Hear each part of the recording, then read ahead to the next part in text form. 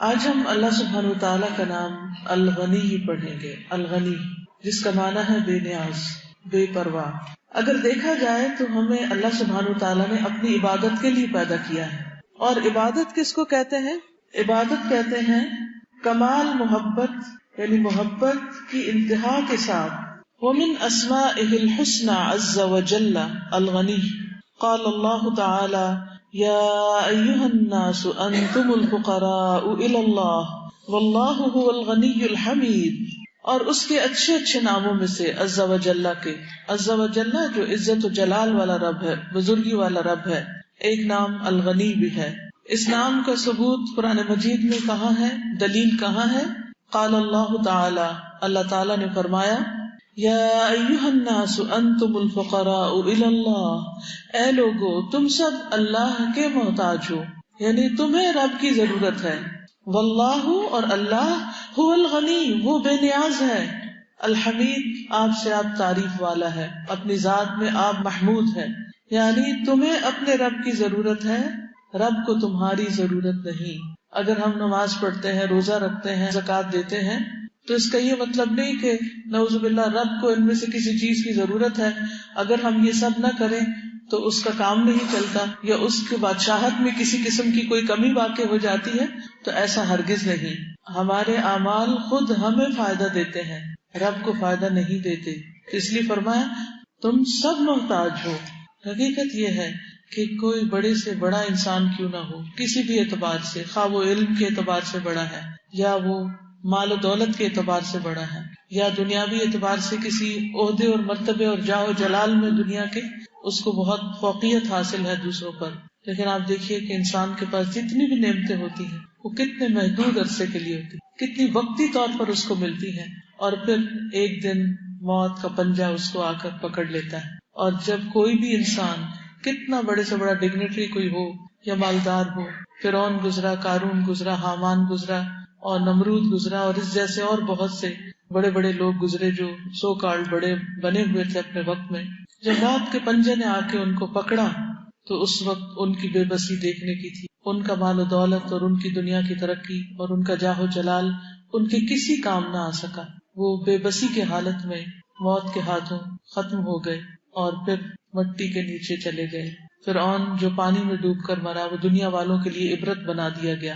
کل تک وہ جو اپنے آپ کو سب کا الہ کہتا تھا، آج دنیا کے لیے ایک حسرت کی تصویر ہے وہ، کہ وہ اپنی جگہ سے نہ اٹھ سکتا ہے، نہ بول سکتا ہے، اور نہ بتا سکتا ہے کہ اس پر کیا گزر رہی ہے. اور اصل الہ، اصل معبود تو اللہ ہی ہے. تو اس میں پہلا قاعدہ یا پہلا اصول سمجھنے کی ضرورت یہ ہے اللہ کے نام الغنی کو جاننے کا، کہ تعریف اللہ کی ہے، بے نیاز وہ ہے، ہم محتاج ہیں، ہم ضرورت مند ہیں. اگر دعا مانگتے ہیں تو ہماری ضرورت ہے. دعا جس کو اللہ تعالیٰ نے عبادت بھی بتایا، وہ اللہ تعالیٰ کو کچھ بھی فائدہ نہیں دیتی، وہ ہم اس کے آگے ہاتھ پھیلاتے ہیں. وقال اللہ تعالی، اور اللہ تعالیٰ کا فرمان ہے وَرَبُّكَ الْغَنِيُّ ذُو الرَّحْمَةِ، اور تیرا رب غنی ہے، رحمت والا ہے، صاحب رحمت ہے. إِن يَشَأْ يُذْهِبْكُمْ، اگر وہ چاہے تو تم سب کو لے جائے. وَيَسْتَخْلِفْ مِن بَعْدِكُمْ مَا يَشَاءُ، اور تمہارے بعد خلیفہ بنا دے جس کو وہ چاہے.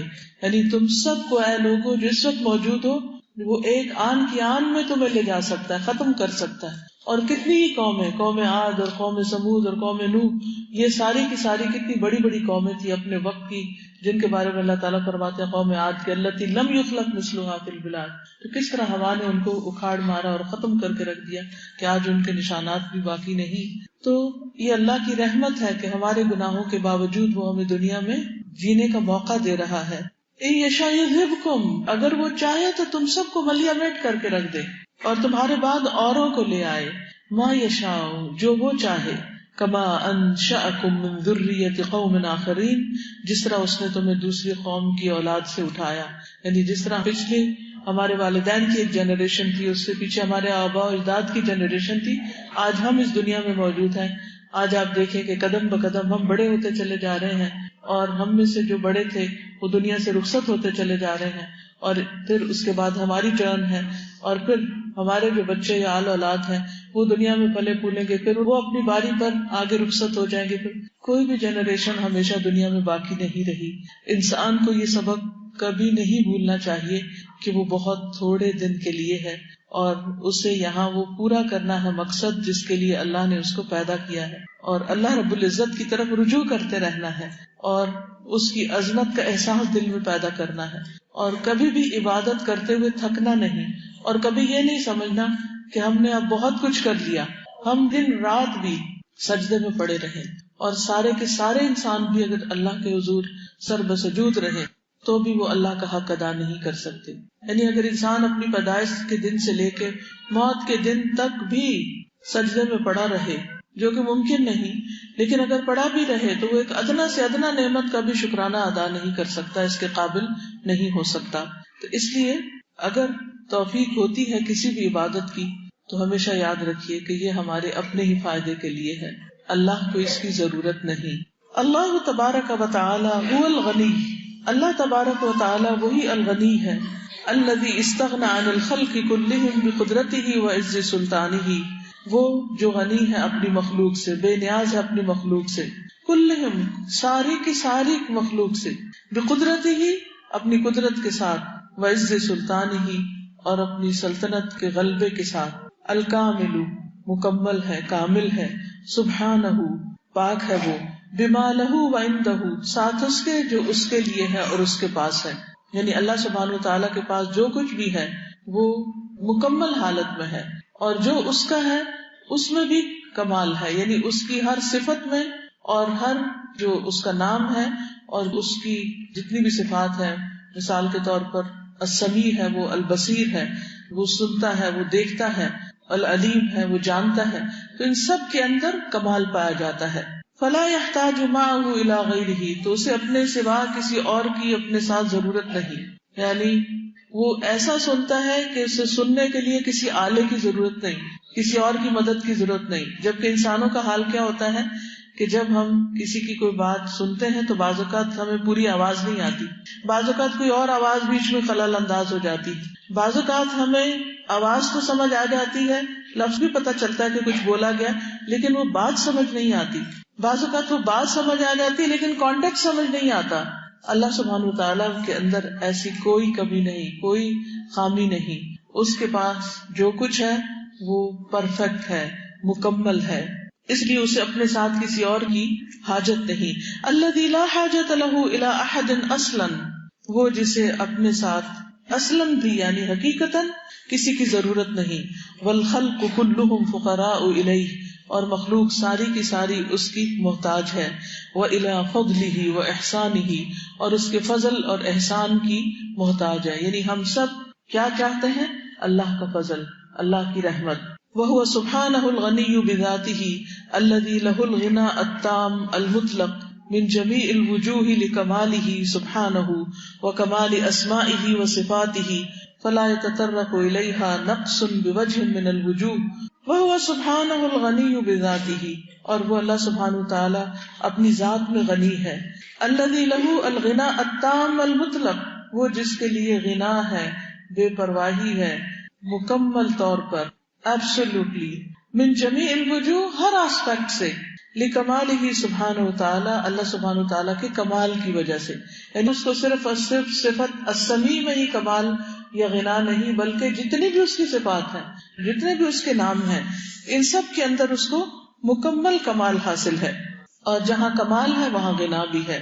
وَكَمَالِ أَسْمَائِهِ وَصِفَاتِهِ، اس کے اسماء میں، اس کی صفات میں، ہر اسم اور ہر صفت، یعنی اللہ کے جتنے بھی نام ہیں اور جتنی بھی صفات ہیں، جتنے بھی اس کے ایٹریبیوٹس ہیں، ان سب کے اندر اسے کمال حاصل ہے.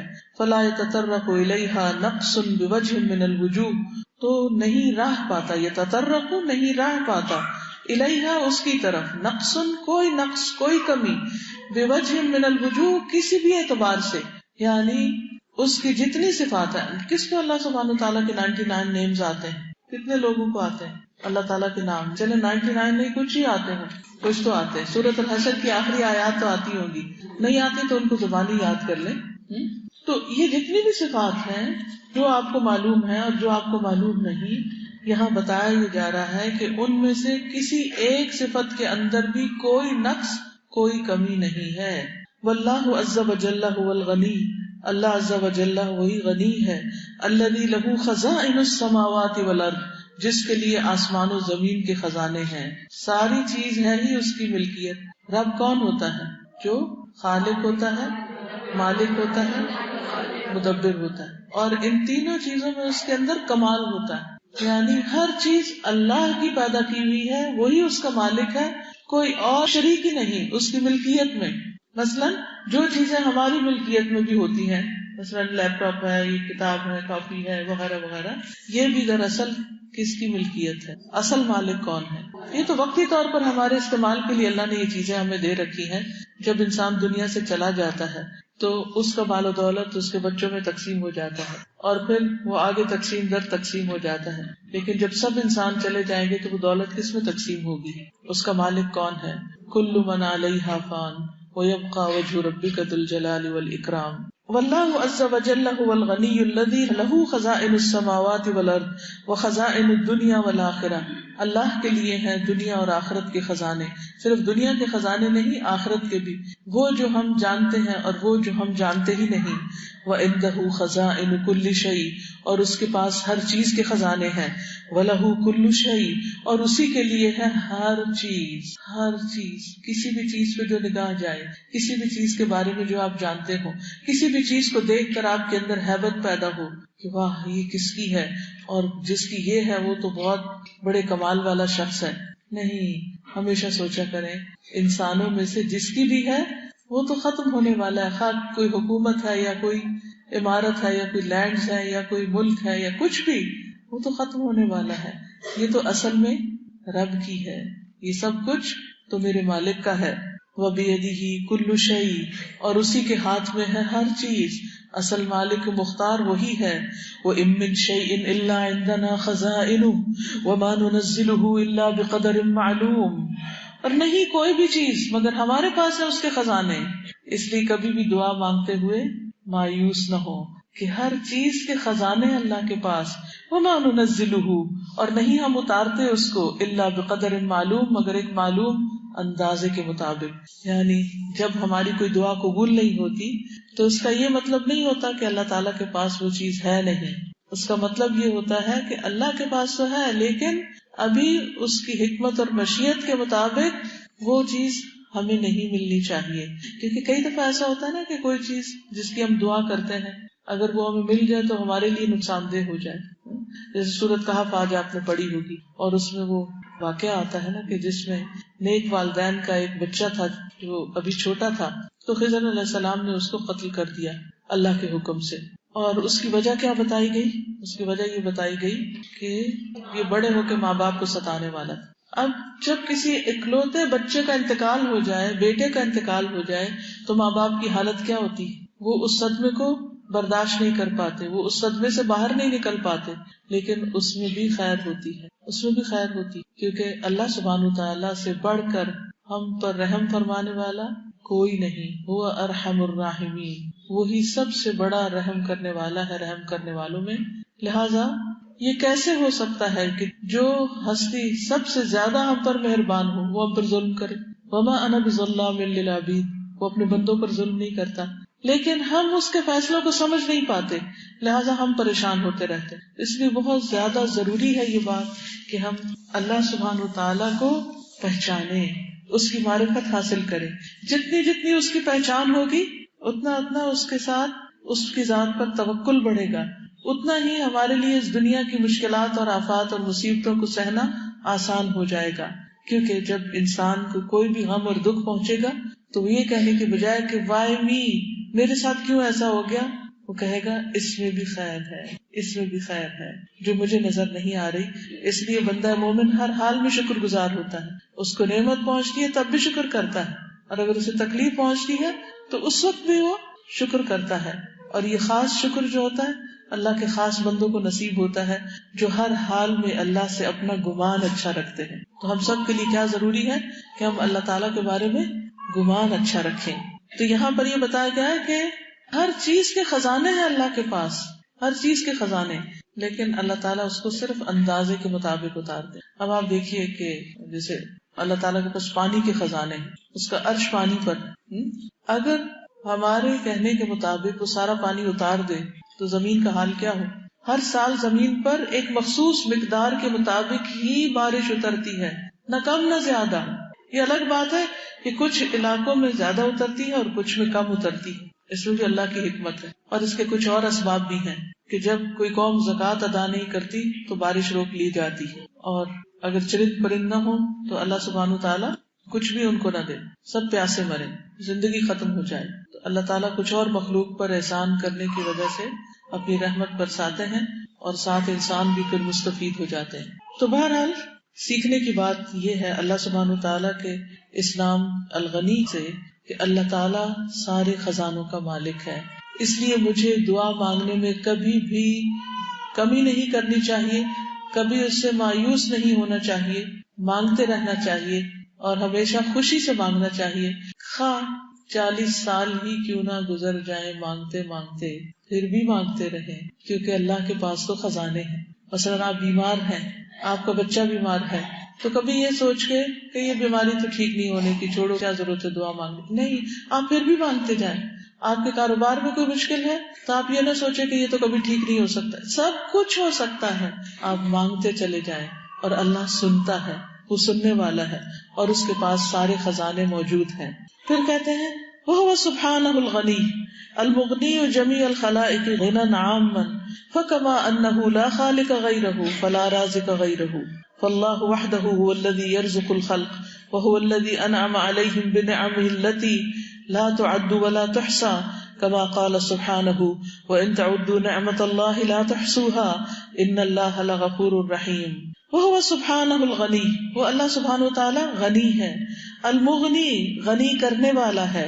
جمیع الخلائق، ساری مخلوق کو. غنًا عامًا، عام غنا کے ساتھ، عام دولت کے ساتھ. وَكَمَا أَنَّهُ لَا خَالِقَ غَيْرَهُ، جیسا کہ اس کے سوا کوئی خالق نہیں.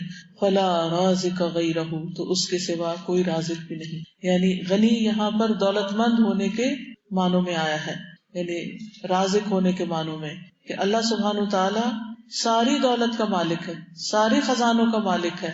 لہٰذا کسی کے پاس کچھ بھی جو ہے وہ دراصل اللہ تعالیٰ کا دیا ہوا ہے. اپنے بینک اکاؤنٹ کے بارے میں سوچئے، اپنی جیولری کے بارے میں سوچئے، اپنے ڈریسز کے بارے میں، اپنی اولاد کے بارے میں، اپنے گھر کے بارے میں، گھر کے اندر پائے جانے والے سارے ساز و سامان کے بارے میں. ان سب چیزوں کو جب دیکھیں کہ یا رب یہ بھی تیرا، یہ بھی تیرا، یہ بھی تیرا، یہ بھی تیرا، یہ تو نے دیا ہے. یہ کس نے دیا ہے؟ یا رب یہ تو نے دیا ہے، تیرا شکر ہے، تیرا فضل ہے، میں تیری رحمت سے کبھی بھی نا امید نہیں. آپ دیکھیں آپ کا دل خوشی سے بھر جائے گا. اور اگر آپ یہ کہیں یہ بھی میرا اور یہ میرا اور یہ میرے فلاں کا اور یہ میرے فلاں کا، ٹھیک ہے وقتی طور پر انسانوں کو اپنی اپنی ملکیت کا حق ہوتا ہے، لیکن اصل مالک اللہ ہے. وہ تو وقتی طور پر ہمیں دیا گیا جو کچھ بھی دیا گیا. اور اس سوچ سے، اس خیال سے اتنی خوشی ہوتی ہے کہ میرا رب ہر چیز کا مالک. اور اگر کسی اور کے پاس بھی ہو تو حسد نہیں آتا، کیونکہ اس وقت بھی انسان یہ سوچتا ہے میرے رب نے اس کو دیا ہے، یہ میرے رب کی تقسیم ہے. تو رب پہ پھر پیار آتا ہے. اچھا اگر ہماری بہن کو زیادہ ملا اور ہمیں کم ملا تو ہمیں کوئی غصہ نہیں آئے گا، ہمیں کوئی حسد نہیں ہوگا. کیوں؟ بہن کو بھی رب نے دیا اور مجھے بھی رب نے دیا. بہن کو بھی دینے والا وہ، اور وہ اس کا فیصلہ، اور مجھے بھی جو دیا اسی کا فیصلہ. اس لیے مجھے اس کے فیصلوں پر راضی ہونا ہے، خوش ہونا ہے. اور ساری دولت کا مالک وہی، اور جو دولت کسی کو بھی ملی وہ دینے والا بھی وہی، ہر ایک کو رزق دینے والا وہی.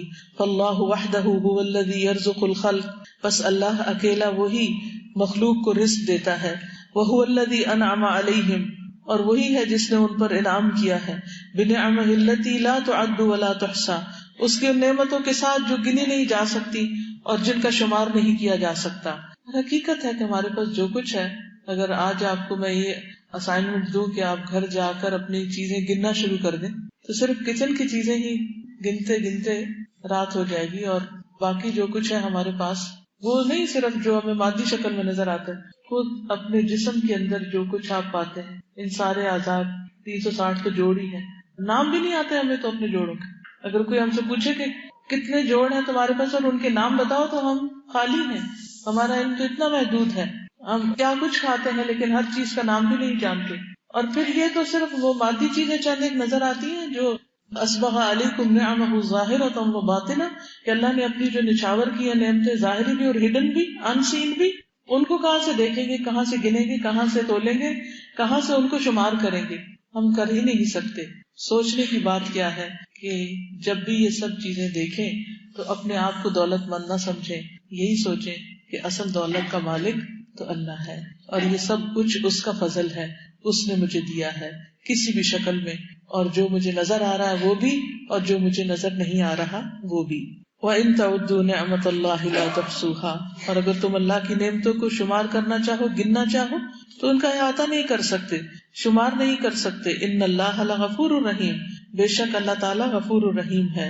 وَهُوَ سُبْحَانَهُ الْغَنِيُّ الَّذِي أَغْنَى جَمِيعَ الْخَلْقِ غِنًى مُطْلَقًا، اور وہ اللہ سبحانہ وتعالیٰ ایسا غنی ہے، الذی اغنى جمیع الخلق، جس نے ساری مخلوق کو غنی کیا، غنى مطلقا، مطلق غنا سے، المغنی لخواص خلقہ بما افاض علی قلوبہم من الایمان، وہ جو غنی کرنے والا ہے اپنی خاص مخلوق کو ساتھ اس کے جو اس نے عطا کیا ان کے دلوں کو، یا پہنچایا ان کے دلوں کو ایمان میں سے، ومعرفت جلالہ و جمالہ و آلائہ، اور اس کے جلال، جمال اور نعمتوں کی معرفت سے۔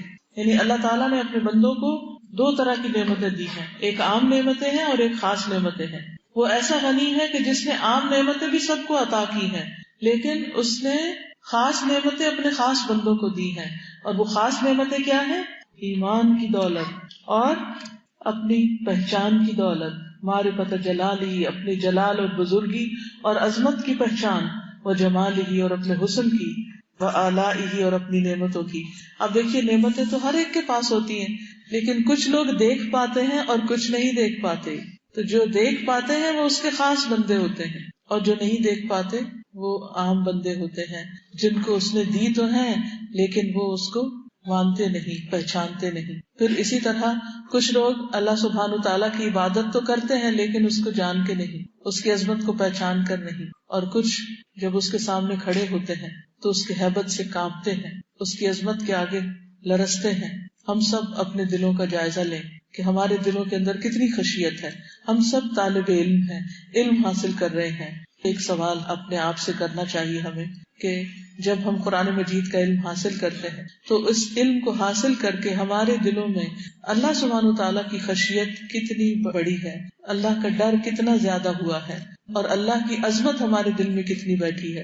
ایک کرائیٹیریا رکھ لیجیے، ایک کرائیٹیریا تو پاس ہونے کا وہ ہے جو آپ کو اسائنمنٹ یا نمبروں کی شکل میں آپ پاس کر لیتے ہیں، اور ایک وہ ہے جس کے ایگزامینر آپ خود ہیں، آپ خود ایگزامینر ہیں۔ کس طرح؟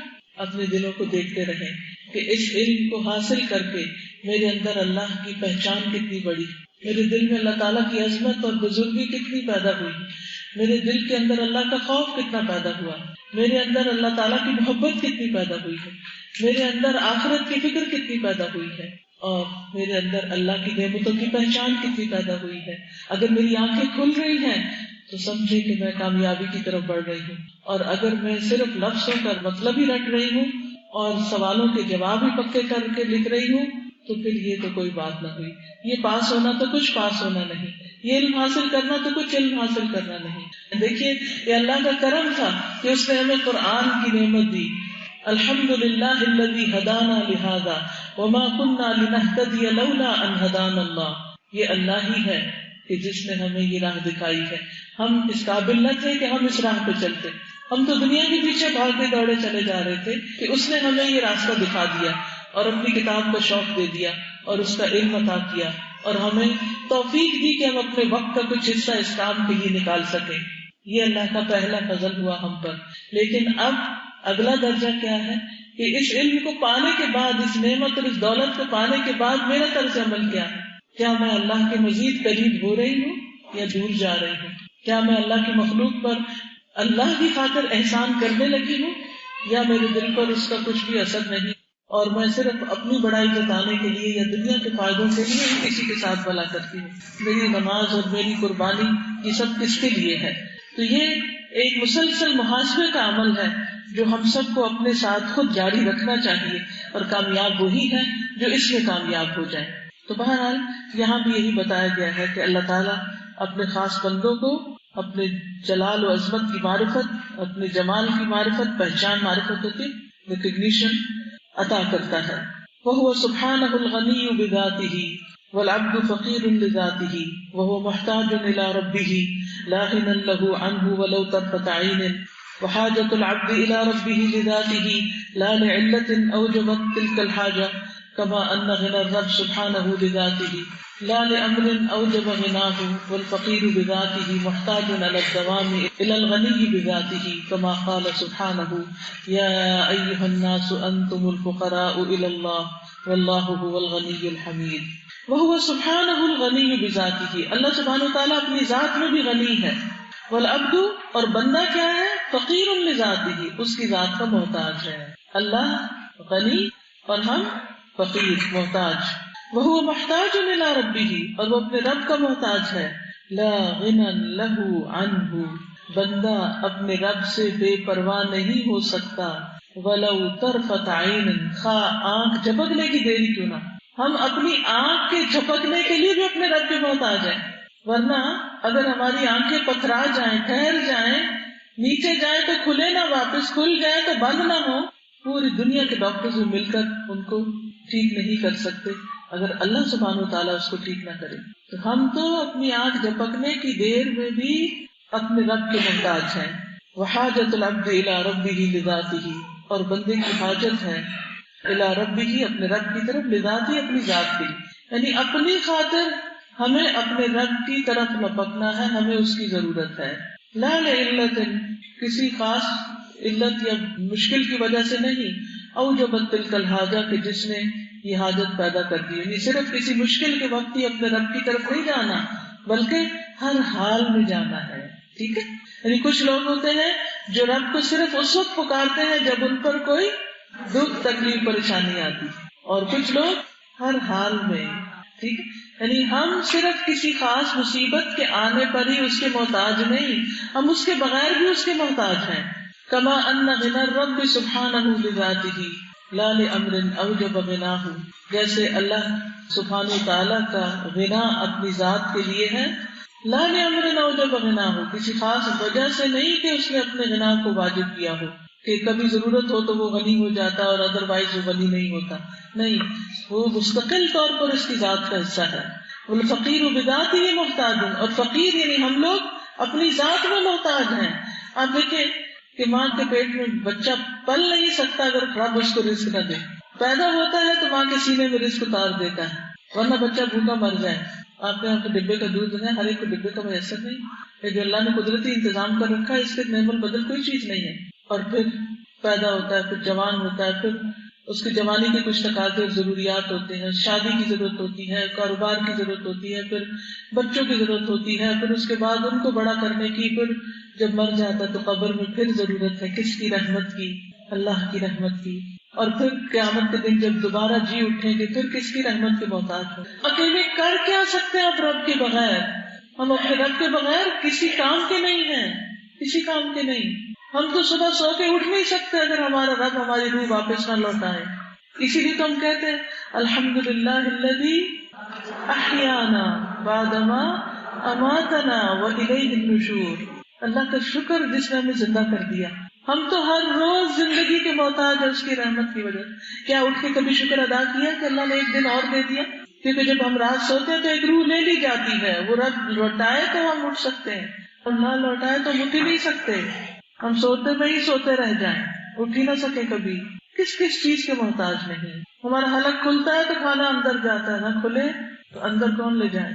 آپ نے دیکھا ہوگا کہ جب بہت بوڑھے لوگ ہو جاتے ہیں تو ان کو غذا کس کس طریقے سے پہنچائی جاتی ہے اور کس قدر تکلیف دہ ہوتا ہے وہ سب.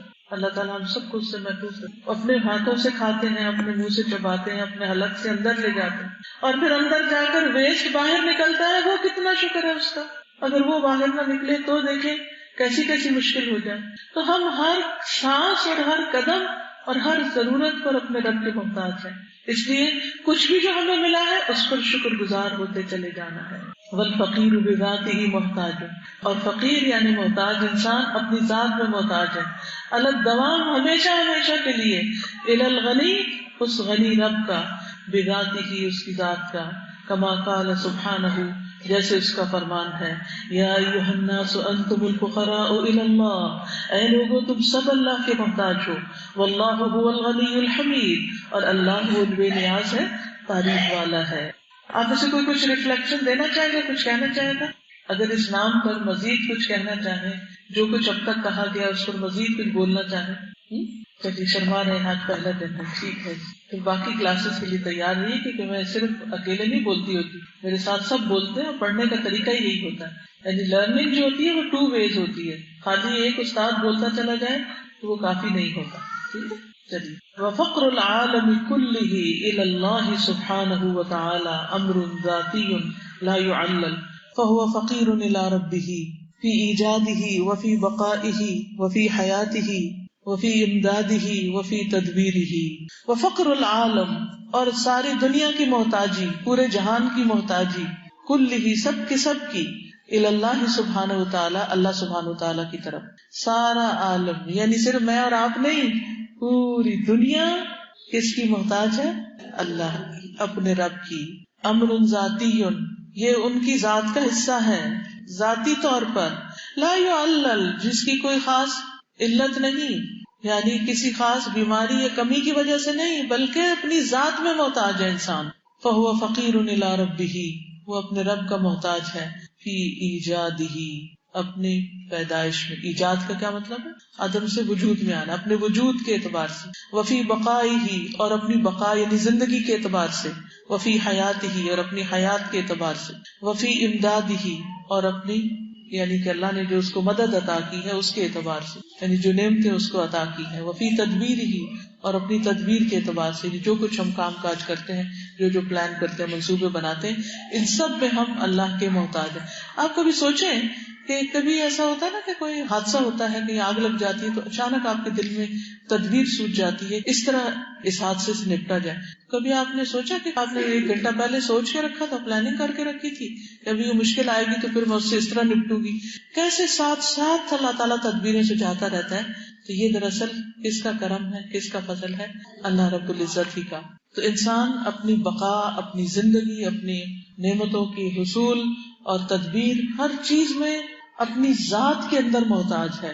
یہ نہیں کہ کسی وقت کبھی کسی خاص بیماری کی وجہ سے یا کسی تکلیف کی وجہ سے محتاج ہو جاتا ہے۔ بیماری میں تو ہم دوا کے محتاج ہوتے ہیں، لیکن ہر روز کھانے کے محتاج ہوتے ہیں، ہے نا؟ ایسا ہی کوئی دن گزرا کبھی کہ ہم نے کچھ کھایا نہ ہو یا پیا نہ ہو، یہ ہماری ضرورت ہے نا، یہ محتاجی ہمیں لگی ہوئی ہے۔ احتیاج کہتے ہیں حاجت کو، یہ ہماری حاجت ہے، ہماری ضرورت ہے۔ لیکن اللہ سبحانہ و تعالیٰ کو کھانے کی ضرورت نہیں، اللہ سبحانہ و تعالیٰ کو پینے کی ضرورت نہیں۔ اللہ اپنی ذات میں بے نیاز اور بندہ اپنی ذات میں فقیر۔ ٹھیک ہے، کیا یاد رہے گا یہ جملہ؟ الغنی کا لفظ آتے ہی اللہ اپنی ذات میں بے نیاز اور بندہ اپنی ذات میں فقیر، ہم فقیر ہیں۔ جب یہ سوچتے ہیں کہ ہم فقیر ہیں تو پھر ہمارے اندر کیا آتا ہے؟ عاجزی آتی ہے، عاجزی، ہم ہمبل ہوتے ہیں، تکبر ہمارے اندر سے نکلنا شروع ہو جاتا ہے۔ لیکن جب یہ خیال آتا ہے ہمارے پاس سب کچھ ہے، ہمیں کسی کی ضرورت نہیں، پھر کیا آتا؟ پھر اکڑ آتی، پھر اکڑ سے گردن اکڑ جاتی، اور پھر ہم اپنے ہی جیسے انسانوں کو حقیر سمجھنے لگتے ہیں اور ان کے ساتھ غیر انسانی سلوک کرنے لگتے ہیں، جو کہ انسان کو زیب نہیں دیتا۔ قیامت کے دن سب سے بھاری نیکی میزان میں کون سی ہوگی؟ اچھا اخلاق۔ فَهُوَ فَقِيرٌ بِذَاتِهِ إِلَى رَبِّهِ الْغَنِيُّ بِذَاتِهِ وَيَسْتَحِيلُ أَن يَكُونَ الْعَبْدُ إِلَّا فَقِيرًا كَمَا يَسْتَحِيلُ أَن يَكُونَ الرَّبُّ إِلَّا غَنِيًّا فَإِنَّ غِنَاهُ مِن لَوَازِمِ ذَاتِهِ سُبْحَانَهُ وَتَعَالَى وَفَقْرُ الْعِبَادِ إِلَى رَبِّهِمْ نَوْعَانِ۔ فَهُوَ فَقِيرٌ بِذَاتِهِ، تو وہ فقیر ہے اپنی ذات میں، إِلَى رَبِّهِ الْغَنِيِّ بِذَاتِهِ، اپنے رب کا جو اپنی ذات میں غنی ہے۔ وَيَسْتَحِيلُ، اور محال ہے، مشکل ہے، أَن يَكُونَ الْعَبْدُ، کہ ہو بندہ، إِلَّا فَقِيرًا، مگر محتاج ہی، یعنی بندہ تو محتاج ہی رہے گا۔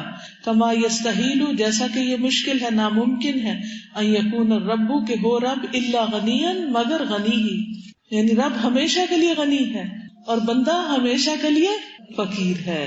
فإن غناہ، تو بے شک اس کا غنا، من لوازم ذاتہ، اس کے ذات کے لوازم میں سے، لازمی چیزوں میں سے ہے، سبحانہ و تعالی، یعنی غنی ہونا اللہ کے لیے لازمی ہے، سمپل ورڈز میں، اور وہ ہمیشہ کے لیے، کبھی بھی اس کو کسی بھی چیز کی ضرورت نہیں پڑی، اور ہم ہر دم ہر آن محتاج ہیں، ہر وقت سانس لینے کے محتاج ہے نا. اگر اللہ تعالیٰ یہ آکسیجن روک دے تو ہم کدھر جائیں گے؟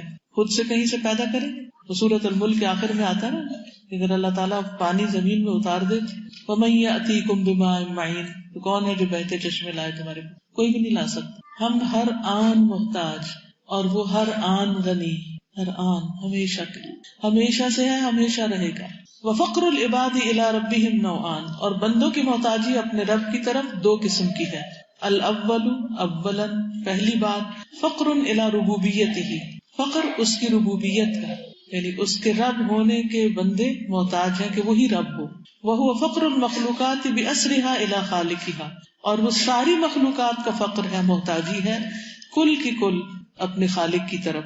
فہی مفتقرۃ الی ربها فی خلقها وبقائها وحفظها ونفعها وضرها ورزقها وتدبیرها. ساری مخلوق محتاج ہے کس کی؟ اپنے رب کی محتاج ہے، اپنی تخلیق میں، بقا میں، حفاظت میں، نفع میں، نقصان میں، رزق میں، تدبیر میں. ان ساری چیزوں میں ہم اپنے رب کے محتاج ہیں. الثانی فقر الی الوہیتہ سبحانہ، اللہ سبحانہ تعالیٰ کی عبادت کے محتاج، یعنی بندہ محتاج ہے اپنے رب کی عبادت کا. یعنی یہ بھی بندے کی ایسے ہی ضرورت ہے جیسے کھانا پینا ضرورت ہے.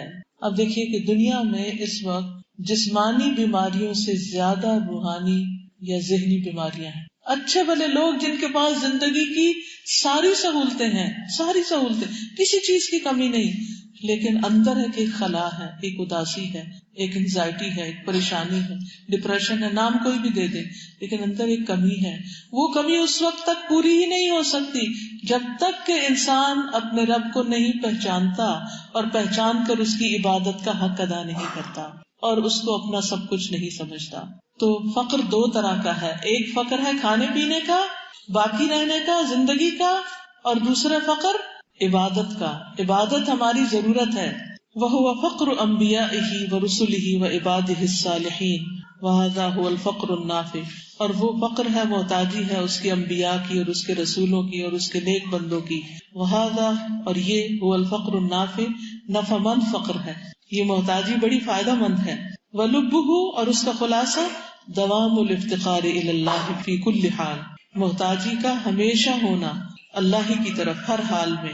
وَمَنْ جَاهَدَ فَإِنَّمَا يُجَاهِدُ لِنَفْسِهِ، اور جو جہاد کرتا ہے، کوشش کرتا ہے، فَإِنَّمَا يُجَاهِدُ لِنَفْسِهِ، تو اپنی ذات کے لیے کوشش کرتا ہے. إِنَّ اللَّهَ لَغَنِيٌّ عَنِ الْعَالَمِينَ، بے شک اللہ سارے جہان والوں سے بے نیاز ہے، اللہ کو کسی کی بھی ضرورت نہیں. وَاللَّهُ عَزَّ وَجَلَّ غَنِيٌّ عَنِ عِبَادِهِ، اللہ عز وجل اپنے بندوں سے بے نیاز ہے. وَمَعَ ذَلِكَ فَهُوَ مُحْسِنٌ إِلَيْهِمْ، اس کے باوجود وہ ان پر احسان کرتا ہے. اللہ اکبر. آپ کس کے ساتھ احسان کرتے ہیں؟ آپ کس کا خیال رکھتے ہیں؟ آپ کس کو کچھ دیتے ہیں؟ آپ کس سے محبت کرتے ہیں؟ جس نے آپ کو کوئی فائدہ پہنچایا ہو. سوچئے کسی ایسے انسان کے بارے میں جس نے آپ کو بہت تنگ کیا ہو اور پھر بھی آپ اس کے ساتھ احسان کریں. کتنے لوگوں کی زندگی میں ایسے؟ اللہ اکبر. نہیں، لوگ تو اپنے بچوں کو، اپنی اولاد کو آگ کر دیتے ہیں، ان سے قطع تعلق ہی کر دیتے ہیں اگر وہ ان کی کوئی بات نہ مانے. میں جب ایئرپورٹ پہ آ رہی تھی تو ایک بہن مجھے چھوڑنے کے لیے آئی، تو وہ لاؤنج میں میرے ساتھ بیٹھی رہی، کچھ پوچھتی رہی، سوال جواب. تو بتانے لگی اپنی کسی دوست کے بارے میں کہ انہوں نے آپ سے پوچھوایا ہے کہ ان کے بیٹے نے ایک لڑکی کو مسلمان کر کے اس سے شادی کر لی، اور باپ اس بات پر اتنا ناراض ہے کہ اس نے اپنے بیٹے سے اور اس نئی مسلمان ہونے والی لڑکی سے، جو کہ باقاعدہ حجاب بھی کرتی ہے، نماز بھی پڑھتی ہے، روزے بھی رکھتی ہے، صحیح مسلمان ہوئی ہے، اس سے اور اس کے آگے بچے ہوا ہے، اس سے قطعاً قطع تعلق ہی کرتی اور اپنے سارے خاندان میں اعلان کر دیا کہ ان سے کوئی بھی تعلق نہیں رکھے گا ورنہ ہم سے تعلق نہ رکھے. آپ دیکھیے اسلام کیسے پھیلے. بچہ 30 سال کی عمر کا ہو گیا اور اس کی خود شادی نہیں کی. جب اس نے خود کسی لڑکی کو مسلمان کر کے شادی کر لی تو اب باپ صرف ضد میں آ کے کہ اس نے میری پسند سے اور میری مرضی سے شادی کیوں نہیں کی، اب میرا اس سے کوئی تعلق نہیں. ٹوٹل ریجیکشن، اپنی اولاد سے اپنے بیٹے کو ریجیکٹ کرنا کہ صرف ایک بات نہیں مانی، حالانکہ اس نے کوئی حرام کام نہیں کیا، اس نے کوئی گناہ کا کام نہیں کیا، اس نے ایک جان کو جہنم سے آزادی کا رستہ دکھایا اور ایک حلال طریقے سے اپنی زندگی بسر کر رہا ہے. ایسی کسی قسم کی کوئی قطع تعلق کی جائز نہیں کہ ہماری مرضی کے خلاف کچھ ہو گیا، اب ہم اس سے بات نہیں کریں گے، نہ چھوٹے واقعات میں، نہ بڑے واقعات میں، نہ خاندانی زندگی میں، نہ خاندان سے باہر، کہ ٹھیک ہے میں اب تمہیں مزہ چکھاؤں گی، تم نے جو میری بات نہیں. تھوڑا سا بھی کسی کے ساتھ ہمارا اختلاف ہو جاتا ہے نا، کوئی ہماری بات نہیں مانتا، تم فوراً اپنے دل میں گرج رکھ لیتے ہیں، اور پھر موقع آنے پر اگر اور کوئی نقصان نہیں دیتے تو بات تو ضرور ہی سنا دیتے، تانا تو لازمی دیتے ہیں، یعنی کسی نہ کسی طرح اس کو احساس دلا کے چھوڑتے ہیں کہ تم نے میرے ساتھ یہ کیا، تم نے تو مجھے پوچھا ہی نہیں، تم نے تو میرے ساتھ ایسا اور ایسا کیا. اور پھر اور کچھ نہیں تو اگنور کریں گے، یعنی اگر کوئی ہماری مرضی میں نہیں چل رہا تو ہم اپنی توجہ سے محروم کر دیتے ہیں اس کو. کیا اخلاق ہے ہمارے، اور ہم خود نہیں سوچتے کہ ہم دن رات کیا حرکتیں کر رہے ہیں اپنے رب کی جناب میں، ہم کتنے نافرمان ہیں، اور وہ تو ہم سے منہ نہیں پھیرتا، بلکہ جو گناہ کر لیتا ہے اس کی طرف اور محبت سے متوجہ ہوتا ہے اور پکارتا ہے اس کو کہ ہے کوئی گناہوں کی معافی مانگے تو میں اس کو معاف کر دوں. من یستغفرنی فاغفر لہ، وہ ہے الغنی، اور ہم ہیں محتاج ہی محتاج، لوگوں کی توجہ کے محتاج، لوگوں کی محبتوں کے محتاج، لوگوں کی تعریف کے محتاج، لوگوں کی مدد کے محتاج، کہ بس وہ کریں ہمارے لیے کچھ تو ہمارا کام چلے، اور ہم جوابی پھر ان کے ساتھ بھلائی کریں اگر وہ ہمارے ساتھ اچھا کریں، اور اگر وہ اچھا نہیں کرے تو ہم سے کسی اچھائی کی توقع نہ رکھیں. تو یہاں آپ دیکھیے الغنی کون ہے، وہ جو بندوں کی برائیوں کے باوجود ان پر احسان کیے چلے جا رہا ہے، وہ اس کی نافرمانیاں کرتے ہیں اور وہ ان کو رزق دیے چلے جا رہا ہے. رحیم بہم مع کثرت معاصیہم، گناہوں کی کثرت کے باوجود ان پر مہربان ہے، مہربان. وہذا من کمال غناہ وکرمہ ورحمتہ، اور یہ اس کی غنا کا کمال ہے، اس کے کرم اور اس کی رحمت کا. فہو محسن الی عبدہ مع غناہ عنہ، وہ اپنے بندوں کی ضرورت نہ ہونے کے باوجود ان کے ساتھ احسان کرتا ہے. یرید بہ الخیر، ان کے ساتھ خیر کا ارادہ کرتا ہے. ویکشف عنہ الضر، اور ان سے تکلیف دور کرتا ہے. لا لجلب منفعۃ الیہ من العبد، اس وجہ سے نہیں کہ بندوں سے اسے کوئی فائدہ چاہیے ہوتا ہے، بل رحمۃ منہ واحسانا الیہ، بلکہ اس پر رحمت کرتے ہوئے اور اس کی طرف احسان کرتے ہوئے. وما خلقت الجن والانس الا لیعبدون ما اريد منهم من رزق وما اريد ان يطعمون ان اللہ هو الرزاق ذو القوة المتین. میں نے جن اور انس کو اپنی عبادت کے لیے پیدا کیا، میں ان سے کوئی رزق نہیں مانگتا، میں رزق نہیں چاہتا، اور نہ میں چاہتا ہوں کہ وہ مجھے کھلائیں. یعنی ہم اپنی نماز پڑھ کے اللہ تعالیٰ کو کچھ کھلا پلا نہیں رہے ہوتے اور نہ کچھ دے رہے ہوتے ہیں. ان اللہ هو الرزاق، بے شک اللہ وہی الرزاق ہے، ذو القوت، قوت والا ہے، المتین، نہایت مضبوط، یعنی سب کچھ تو وہ دینے والا ہے. اللہ اکبر، اللہ اکبر. یہ مجھے بہت ڈرانے والی لائن لگتی ہے. ومن قصد الی اللہ تعالی، اور جس نے ارادہ کیا اللہ سبحانہ تعالیٰ کی طرف، یعنی اللہ کی طرف رجوع کیا، اللہ سبحانہ تعالیٰ سے ایک لو لگائی، تعلق پیدا کیا. ثم رجع، پھر وہ لوٹ گیا، عند حوائجہ، اپنی حاجات کے وقت، الی غیر اللہ، طرف غیر اللہ کے، یعنی مانتا اللہ کو ہے لیکن حاجتیں دوسروں کے سامنے رکھتا ہے، غیر اللہ سے مانگتا ہے، سوال کرتا ہے. ابتلاہ اللہ سبحانہ بالحاجت الی الخلق، تو آزمائش میں مبتلا کرتا ہے اس کو اللہ تعالی حاجت کے ساتھ طرف مخلوق کے، یعنی مخلوق کا ہی محتاج بنا دیتا ہے. ثم ينزع الرحمت من قلوبہم علیہ، پھر چھین لیتا ہے رحمت کو ان کے دلوں سے اس پر، یعنی پھر لوگوں کے دلوں میں اس بندے کے لیے کوئی مقام ہی نہیں رہتا، کوئی رحمت بھی نہیں، یعنی وہ اس کو ترسا ترسا کے مارتے ہیں. یعنی اس کا مطلب یہ ہے کہ ایک بندہ کہتا ہے یا اللہ تو میرا رب، لیکن جب ضرورت پڑتی ہے تو کسی قبر پہ چلا جاتا ہے اور قبر والے سے مانگنا شروع کر دیتا ہے، یا پھر اللہ کو بھول کر صرف انسانوں کے اوپر نظر رکھتا ہے کہ اس کے پاس یہ ہے، اس کے پاس یہ میرا یہ کام بنا دے گا، یہ میرا یہ کام بنا دے.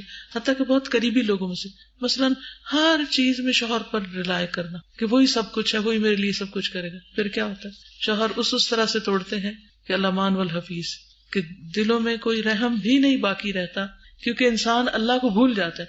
عام طور پر کیا، ایک لڑکی ہے بڑی ریلیجس ہے، دین پر ہے، بڑے اچھے اچھے کام کر رہی ہے، جب تک شادی نہیں ہوتی، جب شادی ہوئی سب کچھ بلا دیا، حتیٰ کہ نمازوں میں بھی سستی شروع کر دی اور اپنے شوہر کو اپنا سب کچھ مان لیا. پھر اللہ سبحانہ وتعالیٰ اسی کا دل اس کے خلاف پلٹاتا ہے اور اسی کے ہاتھوں اس کو توڑتا ہے، کیونکہ اللہ تعالیٰ کو غیرت آتی ہے کہ ایک بندہ میری طرف آ کے، یعنی من قصد الی اللہ، رجوع پہلے اللہ کی طرف کیا تھا اور پھر اللہ کو چھوڑ کے سب کچھ کسی اور کو سمجھ لیا تو اللہ تعالیٰ کو یہ بات پسند نہیں آتی. پھر اللہ آزمائش میں ڈالتا ہے تاکہ یہ بندہ سوچے, سمجھے, پلٹے. 5% مارکس کم آئے اور آپ جنت میں نہ جا سکے تو پھر کیا ہوئے گا؟ میں نے کہا آپ کی کبھی ایسی پریشانی اس وقت نہیں نہ ہو.